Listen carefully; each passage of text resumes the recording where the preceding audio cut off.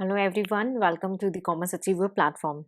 With today's session, आज के session से हम करने जा रहे हैं हमारा फाइनेंसिंग डिसीजन का टॉपिक, और उसमें जो हमारा एक अप्रोच है, नेट इनकम अप्रोच, उससे रिलेटेड एक ब्रीफ न्यूमेरिकल हम सॉल्व करेंगे। एंड आई बिलीव कि इस न्यूमेरिकल को करने से पहले आपने इसकी कॉन्सेप्चुअल अंडरस्टैंडिंग पे कमांड कर ली है। न्यूमेरिकल के थ्रू हम एक नंबर्स दे करके उस अंडरस्टैंडिंग को और स्ट्रॉन्ग करेंगे। ठीक है, तो नेट इनकम अप्रोच तो पहले हम हिंदी में डिस्कस करेंगे, फिर हम उसे इंग्लिश में भी डिस्कस करेंगे। तो जिन व्यूअर्स को जो है हिंदी में एक्सप्लेनेशन में ट्रबल रहता है, वो हिंदी का सेशन भी सेम ही सेशन के थ्रू एंड में कंटिन्यू होगा। So let's begin with the net income approach. क्या गिवन है data? A company expect a net income of 80,000, means company की जो इनकम है वो कंपनी ने एक्सपेक्ट की कि उसकी जो इनकम होगी वो 80,000 रुपए होगी। And it has rupees 2 lakh, 8% debenture, यानी उसकी डिबेंचर की होल्डिंग जो है वो 8% इंटरेस्ट रेट पे है, 8% डिबेंचर है जिसकी वैल्यू है 2 लाख रुपए। द इक्विटी कैपिटलाइजेशन रेट, ठीक है, तो इक्विटी का जो कैपिटलाइजेशन रेट है वो 10% गिवन है। आपको कैलकुलेट करना है फर्म की वैल्यू और ओवरऑल कैपिटलाइजेशन रेट, और क्वेश्चन में स्पेसिफिकली बोला गया है कि आपको टैक्स को इग्नोर करना है। सेकेंड पार्ट, हम एक वैल्यू एडिशन ले लेते हैं कि अगर मानिए डिबेंचर को हम 2 लाख से बढ़ा लेते हैं, 3 लाख कर लेते हैं, ठीक है, उससे फर्म की वैल्यू पे क्या फर्क पड़ेगा और उसके ओवरऑल कैपिटलाइजेशन पे क्या फर्क पड़ेगा। तो मैं आपसे फिर से रिक्वेस्ट करना चाहूंगी कि अगर आपने नेट इनकम अप्रोच, ठीक है, आपने नहीं क्लियर किया आपके फाइनेंसिंग डिसीजन का या आपका कैपिटल स्ट्रक्चर का कहीं कहीं में ब्रॉड हेड के अंदर नेट इनकम अप्रोच होता है ना, तो आपने वो थ्योरी एटलीस्ट कवर अप कर लेनी है, अंडरस्टैंडिंग कर लेनी है, उसके बाद ही न्यूमेरिकल को सॉल्व करना है। ठीक है, तो चलिए सॉल्यूशन की ओर बढ़ते हैं। नेट इनकम अप्रोच, तो सबसे पहले हमें निकालना है ये जो इंटरेस्ट दिया हुआ है उसे रिड्यूस करके हमें रिवाइज इनकम निकालनी है। तो इनकम जो है हमारी वो गिवन है 80,000, ठीक है, तो 80,000 रुपए हमारी इनकम है, ठीक है, और डिबेंचर इंटरेस्ट को हम रिड्यूस करेंगे। डिबेंचर इंटरेस्ट, कितना डिबेंचर इंटरेस्ट था, क्योंकि जब भी आप एग्जाम में कोई भी क्वेश्चन सॉल्व करेंगे तो उसके मैक्सिमम वर्किंग देंगे, और जो शॉर्टेस्ट वर्किंग है उसको आप साइड में ही लिख सकते हैं। 8% ऑन 2 लाख, ठीक है, तो ये हो जाता है आपका 16,000, डिफरेंस हो जाएगा आपका earning available to equity share holders. ठीक है, तो जो इक्विटी शेयर होल्डर्स के लिए भाई डिबेंचर इंटरेस्ट को पे, अगर यहीं पे टैक्स होता ना तो हमें टैक्स को हटाना पड़ता, क्योंकि डिबेंचर इंटरेस्ट जो है ना वो नेट इफेक्ट है टैक्स का। ठीक है, तो अभी टैक्स हमारा साइलेंट है तो हम टैक्स को नहीं हटा रहे। ठीक है, और हमें इक्विटी शेयर होल्डर्स के लिए बैलेंस जो अर्निंग है वो कितनी निकल के आती है? 64,000। ठीक है, अब आपका क्या गिवन है? कैपिटलाइजेशन रेट जो है वो इक्विटी का capitalisation rate, equity capitalisation rate जो है आपका वो आपको गिवन है 10%।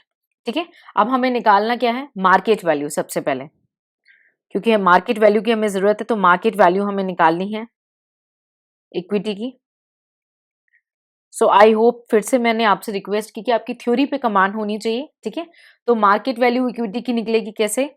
आपकी जो अर्निंग अवेलेबल है वो कितनी है? 64,000, ठीक है, और कैपिटलाइजेशन रेट कितना है? 10%, तो इंटू 10/100, ये हो जाएगी आपकी 6,40,000।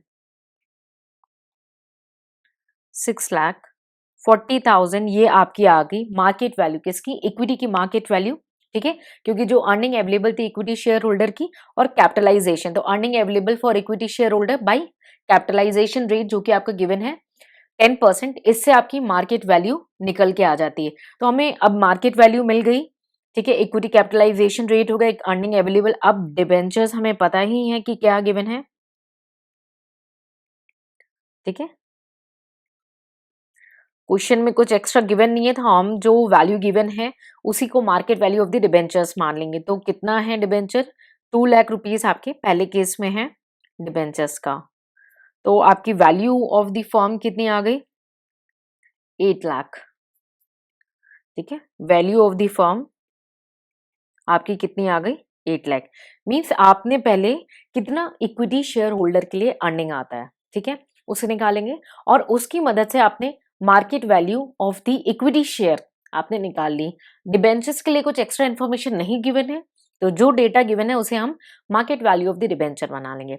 तो टोटल जो आ रहा है हमारा वो हो जाता है value of the firm. Question की डिमांड क्या है कि वैल्यू ऑफ द फर्म के अलावा आपको कैपिटलाइजेशन रेट भी निकालना है। तो चलिए हम कैपिटलाइजेशन रेट कैलकुलेट करेंगे, यानी ओवरऑल कॉस्ट ऑफ कैपिटल, ठीक है, जिसको हम के ओ से भी डिनोट करते हैं, ठीक है। So earning before interest and tax by the value of the firm. So earning कितनी थी आपकी बिफोर इंटरेस्ट एंड टैक्स, 80,000, ये आपका गिवन ही था, 80,000 रुपए आपकी अर्निंग गिवन थी। और वैल्यू ऑफ द फर्म कितनी आई थी आपकी, सॉरी 8,40,000 होगा ये, 6,40,000 प्लस 2 लाख, 8,40,000, ठीक है। तो वैल्यू ऑफ द फर्म आपकी कितनी हो गई, 8,40,000। प्लीज इसे आप डिवाइड कर लेंगे,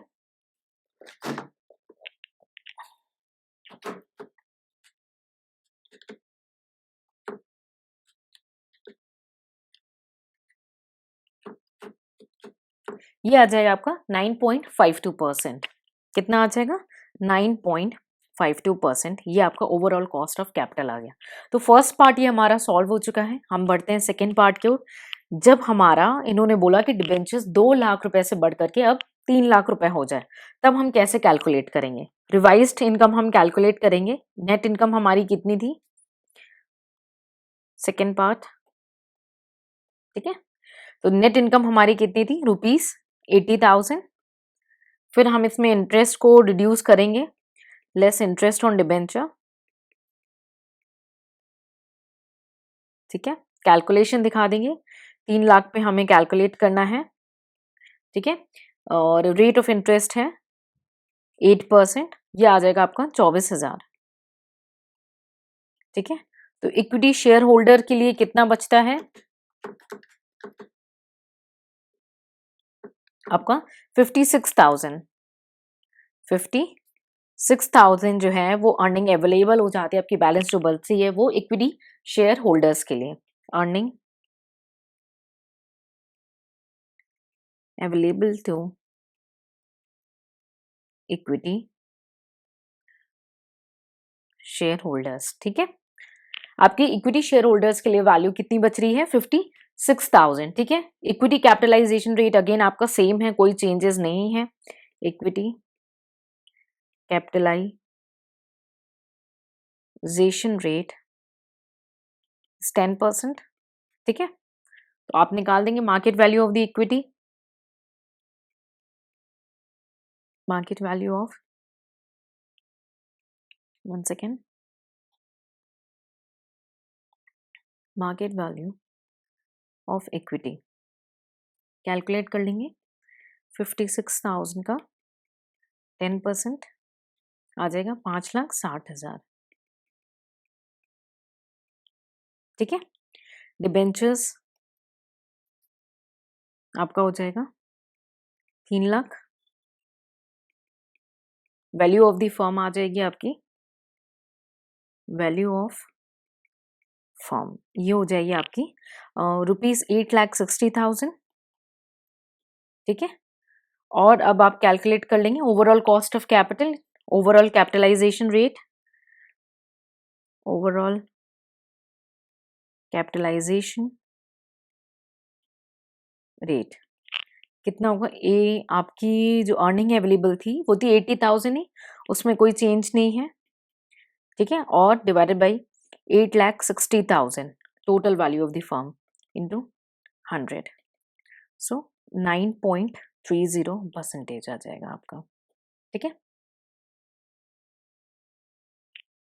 तो आपने ये देखा कि जैसे हमारा जो डेप्थ का है, डिबेंचर्स जो है वो अगर 2 लाख से 3 लाख बढ़ गए तो हमारा ओवरऑल एक तो मार्केट वैल्यू आपकी जो वैल्यू ऑफ द फर्म है वो भी बढ़ गई। पहले 840 थी, वो बढ़ के कितनी हो गई आपकी 860, ठीक है।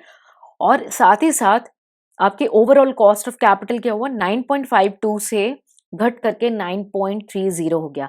यानी कि अगर क्वेश्चन में कई बार ना थ्योरेटिकली आता है तो आप ये एग्जांपल्स को भी यूज कर सकते हैं, या आपके एग्जाम में कोई थ्योरी क्वेश्चन आ रहा है तो भी इसमें से कोई भी एक पार्ट लेकर के आप उसे एग्जाम्पल के तौर पे दे सकते हैं, ठीक है। क्योंकि इस टॉपिक पे जनरली जो है थ्योरेटिकल क्वेश्चंस ही आते हैं। मैंने आपको नंबर्स के थ्रू प्रेजेंट कर दिया ताकि आपकी जो थ्योरेटिकल कॉन्सेप्ट है एक तो वो कमांड हो जाए, प्लस क्वेश्चन को कैसे सॉल्व करते हैं, सेकेंड आप एग्जाम्पल के तौर पे इसे यूज कर सकते हैं, and thirdly and most importantly कई बार नैरेटिव टाइप क्वेश्चन आते हैं कि what you think that if the company increase its debenture holding, what will it going to impact the total value of the firm or the capitalization rate, overall capitalization rate of the firm as per the net income approach। तो उस case में क्या ना, जब आपने ये numbers के through किया तो आप एकदम कॉन्फिडेंटली कि भाई मेरा जवाब ठीक है, अब मुझे एक अच्छे वर्ड्स की यूज करनी, तो वहां पे आपकी जो है मल्टीपल रीडिंग अगर आपने सब्जेक्ट की होगी तो आप इसका बेनिफिट ले पाएंगे, ठीक है। So give me a moment and let's conclude in English, ठीक है। तो इंग्लिश में अब कंक्लूड करेंगे quickly. So here the question related to the net income approach, and I believe you have a very good theoretical knowledge about the net income approach, okay। So the question is all about a company which is expects a net income of rupees 80,000. They have a net income of rupees 80,000 and it has 2 lakh 8% debenture. Equity capitalization rate is given, which is 10%. You are required to calculate the value of the firm and overall capitalization rate, and you have to ignore the income tax. And the second part of the question is, what if the debentures is going to increase to rupees 3 lakh, and what shall be the value of the firm, revised value of the firm, and the revised overall capitalization rate. So we have a net income given in the question rupees 80,000. If you can see, 80,000 is a net income which is given in the question, okay। So we have to calculate the debenture interest, and it's my personal request to all of you to give each and every possible working note for in your examination. Do not avoid the working note. So this is a short working, so we do in during the presentation itself. So 8% on 2 lakh, we'll get 16,000 as the debenture interest, and we will get the income which is available for the equity shareholders, which is amount to rupees 64,000. Clear? Equity capitalization rate is given to us in the question, 10%. So now we are required to calculate the market value of equity shares, which is 64,000 by 10%. That means by 10 into 100, we will get 6,40,000. And we have a debentures, and there is no external any kind of information to it. So straight away 2 lakh will be the debenture, and we get the total value of the firm, which is 8,40,000. And with the help of total value of the firm and EBIT, that is an income which is before the interest and taxes, we can calculate the overall cost of capital. So 80,000 by 8,40,000 into 100, we'll get 9.52%. Okay, so then we have to do the second part is with the revised detail. What if the debenture is going to increase by to rupees 3 lakh? So net income we have 80,000. You can see we have to recalculate the revised interest on debenture, rupees 3 lakh of 8%, which is 24,000, and then we left with the rupees 56,000, which is earning available for the equity shareholder after paying to the debentures. So we have no change in equity capitalization rate, which is the same as to 10%, and then we are going to calculate the market value of equity, which is 56,000 by 10%, that is 5,60,000. There is no other information about the market value of the debenture, so we'll take it as the same and use that 3 lakh. We'll get the total value of the firm, which is stands to rupees 8,60,000. Okay, there is no change in overall capitalization rate.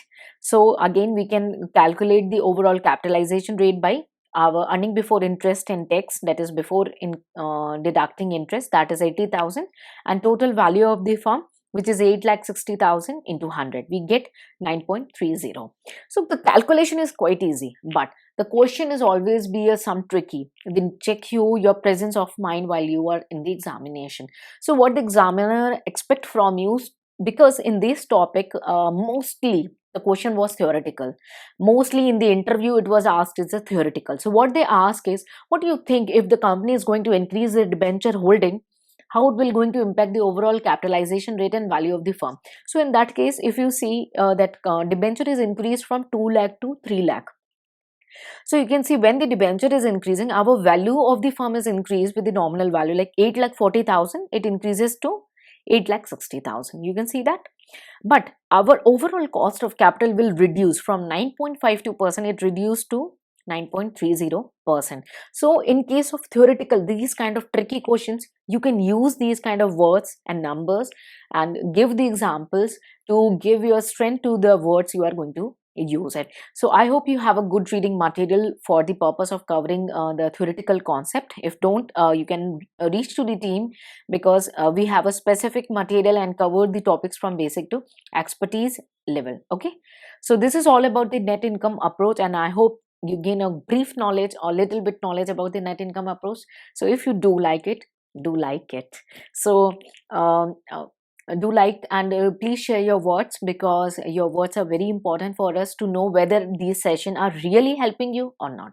ठीक है, सो हमें उम्मीद है कि आपके session से 0.1% भी अगर आपकी नॉलेज में इंक्रीमेंट हुआ हो, तो वो 0.1% की नॉलेज का इंक्रीमेंट आप हमें कन्वे करें, अपने वर्ड्स आप हमें जो है मैसेज में कन्वे किया करें। अगर जो है कोई डाउट्स हो, आप उसे कमेंट सेक्शन में पूछ सकते हैं। ठीक है, हमारा मेन मोटो वीडियोस को नहीं बनाना है, इन नंबर ऑफ वीडियोस को यूट्यूब पे स्प्रेड करना नहीं है। हमारा मेन मोटो जो है वो आपको एक quality content knowledge, because I know आपके पास एम्पल ऑफ वीडियो है when you Surf on the YouTube, and but it's my support by providing you these kind of numerical and numbers, and to try to help you as much as possible as I can. So take the maximum output from these kind of numerical and give your valuable comments. So take care, bye bye, and Jai Hind.